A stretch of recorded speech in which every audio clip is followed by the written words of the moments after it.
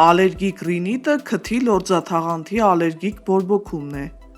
որն արտահայտվում է քթի փակվածությամբ, քորով, փռշտոցներով եւ այլն։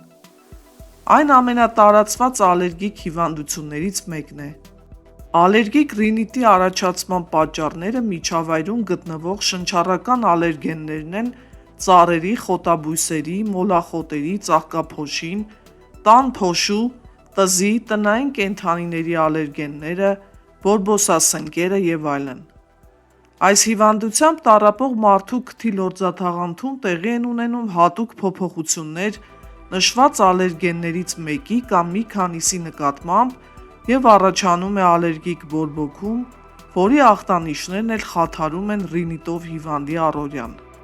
Ալերգիկ ռինիտի ամենատարածված ախտանիշներն են քթահոսությունը, հաճախակի փռշտոցը, քթի փակվածությունը, քթի, ականջների, բերանի, քիմքի քորը, երբեմն կոկորդում քերոցի զգացումը։ Հաճախ ալերգիկ ռինիտը ուղեկցվում է ալերգիկ կոնյուկտիվիտով, աչքի շաղկապենու բորբոքմամբ, որի դեպքում ախտանիշներին ավելանում են արցունքահոսությունը եւ աչքերի քորն ու կարմրությունը։ Առանձնացնում են ալերգիկ ռինիտի երկու տեսակ՝ սեզոնային եւ շուրջտարյա։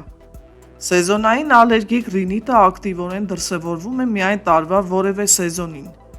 Հիվանդության սեզոնայնությունը պայմանավորված է ծաղկափոշու այն տեսակով,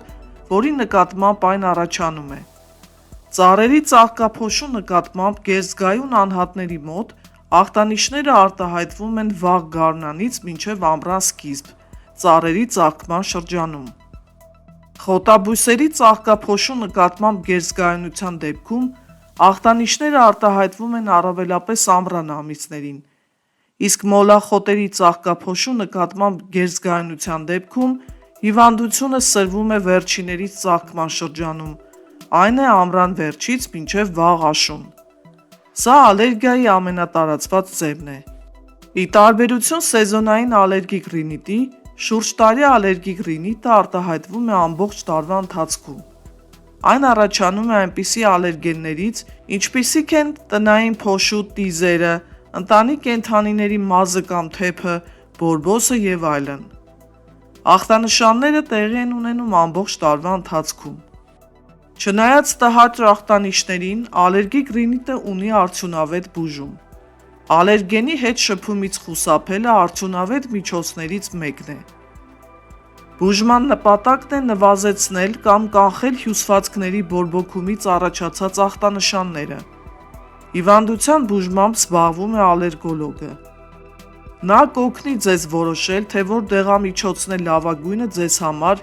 կախված ախտանշաններից, տարիքից եւ ընդհանուր առողջական վիճակից։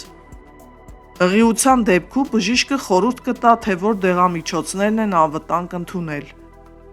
Հղիության ընթացքում ալերգիայի որոշ ախտանշաններ հղիության բնական երևույթ են եւ ոչ ալերգիկ ռինիտ։ Որոշ դեղամիջոցներ կարող են օգտագործվել ալերգիայի բուժման համար։ Այս դեղամիջոցները օգնում են կանխել ախտանշանները, եթե դրանք պարբերաբար օգտագործում եք։ Քթի ստերոիդային ցողացիրներ սպրեյները նվազեցնում են քթի հյուսվածքների ռեակցիան ներշնչող ալերգենների նկատմամբ։ Սա օգնում է թեթևացնել քթի այտուցը։ Դրանք ամենաարդյունավետն են քրոնիկական ախտանշաններ ունեցող հիվանդների բուժման համար։ Շատ ստերոիդներ հասանելի են նաև առանց դեղատոմսի։ Հակահիստամինները օգնում են նվազեցնել փռշտոցը, քթահոսը եւ ալերգիկ քորի առաջացումը։ Դրանք լինում են հաբերի տեսքով, ինչպես նաև քթի ցողացիրների սպրեյների ձևով։ Դրանցից շատերը եւս հասանելի են առանց դեղատոմսի, որոշները տրվում են դեղատոմսով։ Պրոմոլին նատրիումը սպրեյ է, որը օգնում է կանխել մարմնի ռեակցիան ալերգենների նկատմամբ։ Այս դեղամիջոցի ազդեցությունը երևում է 2-ից 4 շաբաթ անց։ Այն հասանելի է առանց դեղատոմսի։ Աչքի կաթիլներ։ Եթե մյուս դեղամիջոցները բավականաչափ չեն օգնում ձեր քոր եկող ջրակալած աչքերին, ապա բժիշկը կարող է նշանակել աչքի կաթիլներ, որոնք հասանելի են դեղատներում։ Ալերգիայի դեմ պատվաստումները կամ ենթալեզվային հաբերը նույնպես բուժման տարբերակ են այն մարդկանց համար, ովքեր փորձում են այլ բուժումներ, բայց դեռևս ունեն ալերգիայի ախտանշաններ։ Դրանք պարունակում են շատ փոքր քանակությամբ ալերգեն և տրվում են կանոնավոր գրաֆիկով, որպեսզի մարմինը ընտելանա ալերգեններին։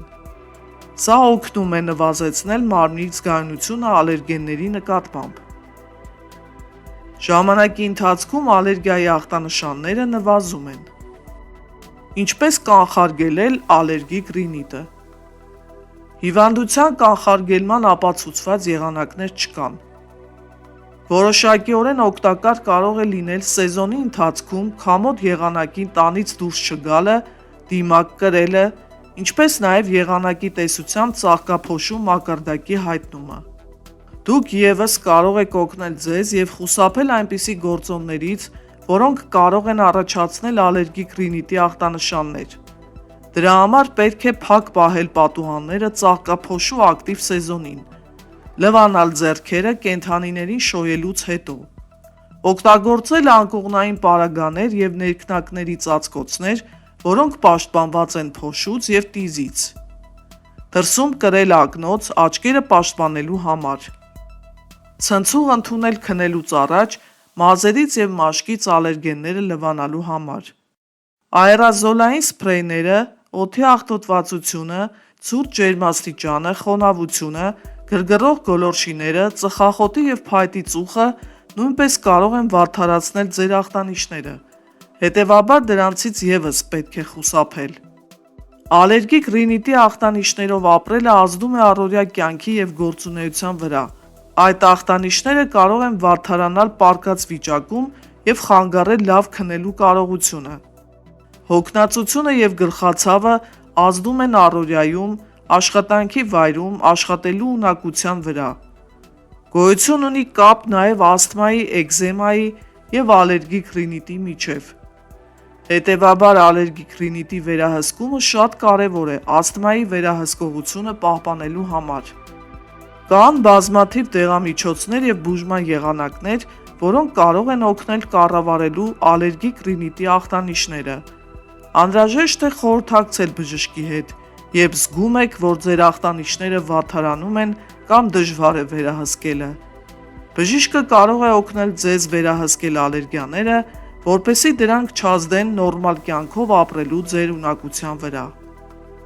Առողջ եղեք սիրելի բարեկամներ, վերջում չմոռանաք հավանել տեսանյութը, նաև կիսվել ձեր ընկերների հետ։